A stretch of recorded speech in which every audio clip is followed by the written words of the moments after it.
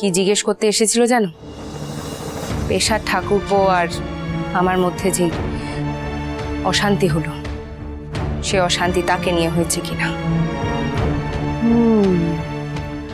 এত বড় মহান কইছে কেউ না কেউ, তা আমি কই বুই ভালা হয়েছে, ভালা হয়েছে। হ্যাঁ, বড় হইতেছে, জানুক বুঝুক, যত জানবো তত শিখবো। সংসারে তো ঢুকতেছে, শিক্ষা লইব। আমরা কি সারা জীবন হ্যার লগে থাকুম? আমরা তো সবাই অনেক খোঁজ করে এক উচ্চ বংশই স্থির করলাম, তারা সৌরঘর, তাই না? মা ভবানীর কাছে এইটুকুই প্রার্থনা করব যে তাদের ধ্যান ধারণাও যেন উঁচু মানের হয়। আমাদের এই ছোট্ট তারাকে যেন আদরে রাখে, এপাশ ওপাশের কথা শুনে ভুল না বোঝে। জানোই তো দিদি, এই মহলে নিন্দে করার লোকের অভাব নেই।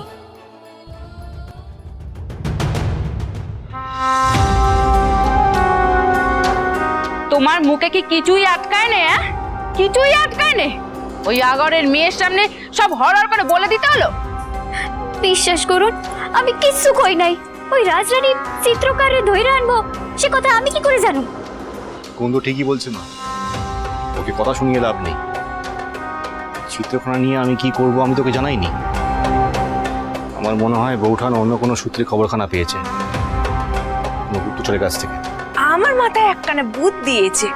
আমি বলছিলাম কি, মানে এই যে নবাবের কুদৃষ্টির কথা কানা, এইটা যদি আমরা তার আর শ্বশুর বাড়ির লোকেদের কানে তুলে দিই, আরে বাবা বুঝলে নে, তাহলেই তো কেল্লা পথে। হ হ, এই একখান ভালো বুদ্ধি। কথা কানা মন্দ বলিস নি পুলি, বিয়ে একবার হয়ে যেতে দি, তারপর শ্বশুর বাড়ির লোকেদের কান একেবারে বিষিয়ে তো। বাবা মশাই, অনেক কষ্টে আমি চিত্রকোনা নবাবের হাতে পৌঁছে দিয়েছি। নবাবকে আমি তাতিয়ে তুলবই।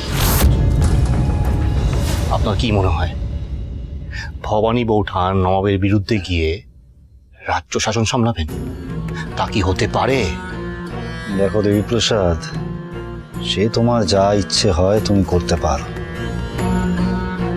শুধু কোনো প্রকারের হঠকারিতা করো না। আগে বিবাহটা সম্পন্ন হতে দাও, বিবাহের পরে তাকে ঘর জামাই করবে, তাকে রাজা বানাবে। না না না না, দেবীপ্রসাদ, এ এক ঐতিহাসিক ভুল হতে চলেছে। আর এটা যে এক ঐতিহাসিক ভুল সেটা আমাদের প্রমাণ করতেই হবে, করতেই হবে। রাজরাজেশ্বরী রানী ভবানী, সোম থেকে রবি প্রতিদিন বিকেল 5টায় স্টার জলসায়।